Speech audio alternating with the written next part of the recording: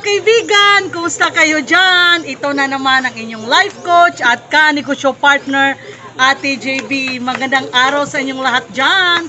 So, narito na naman tayo no, sa loob ng ating sari-sari store. Malayo talaga ang pupuntahan ni Ate JB ngayon. Dahil today, pupunta kami sa pinakamalaking city dito sa Cebu Province, which is Cebu City, kaibigan. Dahil doon ako mamamalingki, no? Para sa mga paninda ko dito sa aking sari-sari store. Siguro kaibigan, tatanungin nyo si Ate JB kung bakit doon ako pupunta sa napakalayo. Meron namang nagtitinda dito sa aming city, which is Talisay City.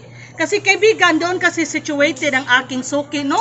Suki ko ng mga produktong sinasabi natin yung mga non-food items. Yan, yung mga produktong hindi pagkain, kaibigan, hindi kinakain. Mga non-fast moving items, ika nga kaibigan, no? Natawag ko talaga silang non-fast moving items kasi naman hindi talaga sila fast moving. Pero kahit na hindi fast moving, dapat meron pa rin tayo sa ating sari-sari store, kaibigan. Kasi kaibigan, meron naman talaga maghahanap nito ng mga customers, no? Kahit hindi pa ito fast moving. At napakaganda kaibigan, no? Kagaya ng sinabi ko sa aking intro, walang expiration date at malaki ang ating kikitain. Kaya ngayon, pupunta talaga ako doon sa Cebu City dahil yun, nandoon talaga kaibigan ang pinakamurang bintahan, no? Pinakamurang nagtitinda ng mga sinasabi kong produkto, no? Non-fast moving items, non-food items, pero click na click, patok na patok sa atin bilang sari-sari store owner. Kahit malayo, dapat puntahan kasi mura nga. Dapat ma-discard ka kaibigan, no? Hanap ka ng mga murang supplier, murang wholesaler para mura rin ang pagpresyo mo dyan sa iyong sari-sari store. Sa pamamagitan nito kaibigan, makakaroon ka ng maraming customers kasi hinahanap naman talaga ng ating mga customers yung murang mga presyo kaibigan, no? At hindi ka makakamura ng presyo kung sa pamamalingki pa lang pag-grocery, doon ka na namamalingki sa mahal na yung presyo. Kaya doon ka talaga, maghanap ka talaga ng napakamurang wholesaler, supplier, kaibigan, para mura rin ang pagpresyo mo sa iyong tindahan, di ba?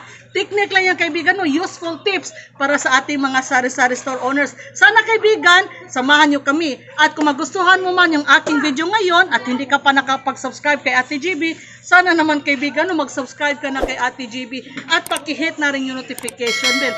Dahil natitiyak ko kaibigan, natitiyak ko talaga malaking maitutulong sa inyo yung aking other videos, no, para umasinso tayo sa buhay. At pakishare na rin kaibigan, no, para mas marami pa tayong matulungan. Tara kaibigan, samahan nyo kami. So ngayon mga kaibigan, nakarating na kami sa Cebu City. Puntahan natin ang aming suki na pinakamurang wholesaler, supplier na mga non-food items, no?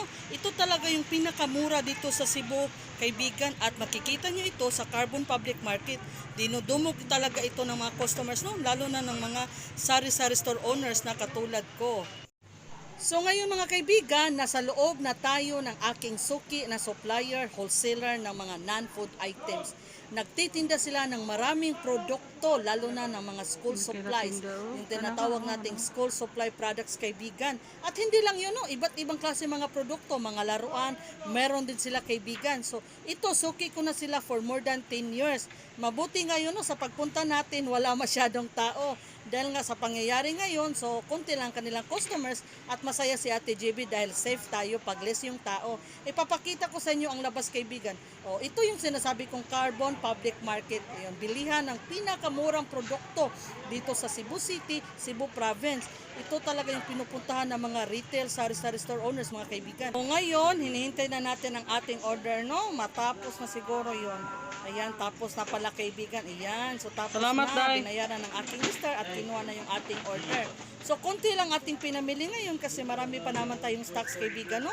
Bali, 1,596 lang. Ayan, so medyo malaki ang puhunan kaibigan, no? Pero huwag kayong mag-alala. Dahil malaki ang profit nito kaibigan, no? Malaki talaga ang profit sa mga non-fast moving items na yung mga ito kaibigan, no? Kahit hindi sila fast moving, malaki ang profit. Natitiyak ko talaga yan kasi nagtitinda ako nito for more than 10 years na.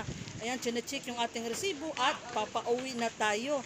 Thanks God, no, at safe tayo. So mga kaibigan, ito na po yung pinamili namin ni Mr. doon sa pinakamurang wholesaler supplier na mga non-food items dito sa Cebu. Located po siya sa Carbon Public Market. Actually, marami po ito mga kaibigan, kaso yung iba na display na ni Mr. Kaya ito lang muna yung ipapakita ni Ate JB. Ayan, so magsimula tayo sa garter kaibigan, no? Mayroon naman nagtitinda ng garter dito sa amin sa Talisay City pero mahal. Tag 5 pesos po yung per meter. Pero doon sa suki kong supplier, 3 pesos lang po per meter. Yan, kagaya ng mga bulb, meron naman nagtitinda dito sa Talisay, pero 49 pesos po. Yung sa suki ko na supplier, 28 pesos lang. Kagaya nito, napakamura doon kaibigan, no? Kaya ito rin kaibigan, no? Hindi naman talaga ito fast moving, pero dapat nagtitinda pa rin tayo kaibigan, no? Kasi naman may maghanap talaga. Katulad ng mga ganito, ayan, mga pantali, at saka itong electrical tape kaibigan. Malayo po kasi kami sa hardware, sa electrical store, malayo kami, no? Kaya nagtitinda rin ako nito. Electrical tape, tsaka yung bulb.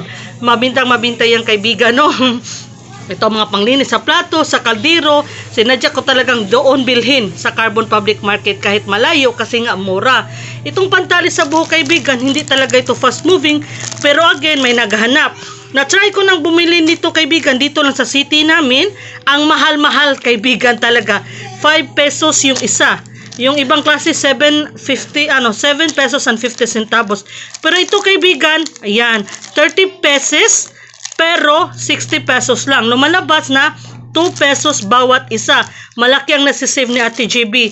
Ayan, bumili rin ako ng gunting kaibigan kasi kahit wala namang pasok, mabinta pa rin ang gunting, no?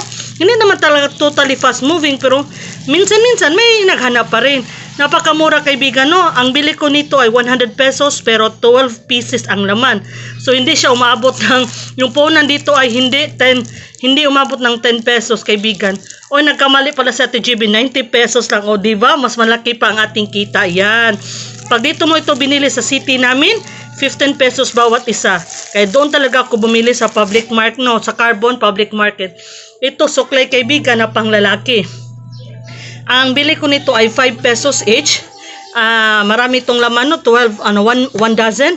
5 pesos bawat suklay, ang binta ko ay 15 pesos. Bakit 15? Kasi 12 pesos ito dito sa sa city namin. 12 pesos binibinta ko ng 15. Pero doon sa suki kong supplier 5 pesos lang. Bumili rin ako nito kaibigan ng aluminum foil. Kasi sa suki kong supermarket kaibigan, alam nyo ba magkano to? 75 pesos. Doon sa suki ko na supplier sa Carbon, ayan, 30 pesos lang. Binibinta ko ito ng 40. Meron akong 10 pesos. Yan, kahit hindi fast moving talaga ang ballpen kaibigan dahil wala namang klase, nagbibinta pa rin sa TGB kasi may naghanap. Itong kiwi, mayroon pa rin naghanap kasi yung mga kapitbahay natin na nagwo-work, ayan, bumibili sila ng kiwi. Ay, sorry kaibigan, nabulo na naman si Ate GB. Ito kaibigan, siguro nahalata nyo, no? Nakita no na nakalagay lang sa plastic. Kasi kaibigan, per box ito, maraming laman yung 1 box, 50 pieces. Okay, pero hindi naman talaga kasi mabinta kasi nga walang klase, kaya 1 dozen ang bilhin ni Ate GB, kaya nasa plastic lang yan. Itong thumbtacks kaibigan, niramihan ko na talaga. Kasi dito sa city namin, ito mabibili mo ito ng 10 pesos. Okay, binibinta ko ng 12. Pero doon sa Carbon Public Market, 5 pesos lang ito kaibigan, di ba? 5 pesos lang. Kaya ayan, dinamihan ko na talaga. So ito kaibigan, fish shield, ayan, yung iba dinisplay na ng Mr. ko. Ang dito sa city namin, mabibili ito ng 15 pesos. Pero doon sa Carbon, ito ay 2 pieces, 15 pesos. Ayan. So, mas malaki ang tubo natin, kaibigan. Katulad ng face mask, dito sa amin ay 75 pesos ito. Pero doon sa Carbon, 50 pesos lang per box, di ba? At saka itong playing cards, kaibigan, no? Dito sa place namin, 22 pesos, no? Bawat isa, 22. Pero doon sa Carbon Public Market, ayan, 15 pesos lang. Kaya, dinamihan ko na rin, kaibigan, pati itong glow stick. Ito talagang sinasabi ko kaibigan na kahit malayo pa, no? Kahit malayo pa, pupuntahan ko talaga. Dapat ito rin ang gagawin mo yung kaibigan, no?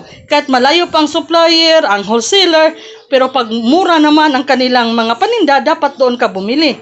Maliban na lang kung ilang piraso lang yung bibili, no? Huwag ka na lang pumunta doon dahil mag-aaksaya ka lang ng pamasahe. Pero pag marami talaga ang bibili nyo, kagaya ni Ate GB, doon ka na pumunta kaibigan. Kahit mamamasahe ka man ng 500 pesos, no? Balikan. Kasi kami nagtaksi talaga kasi nga mahirap na sumakay ng jeep ngayon kaibigan, no? Dahil sa mga pangyayari, nagtaksi kami. Papunta doon to 50, malapit talaga to 50, pabalik to 50. So roughly 500 yung pamasahe ko. Pero okay lang kaibigan, no? Kasi naman malaki ang kita ni Ate GB. Sa mga ganitong paninda kaibigan, malaki talaga ang ating profit. Katulad dito kaibigan, mabibili mo lang ito ng 7.50. 7 pesos 50 centavos. Pero binibinta ko ng 15 pesos. O diba times 2. Ayan. At hindi lang yan ang binili ko kaibigan, no? Kasama na yung ginawan ko ng vlog the other day, which is yung sanelas. O diba chinelas. Ang puhunan ko nito kaibigan ay 4,350 at malaki ang profit niyan kaibigan, halos times to, no?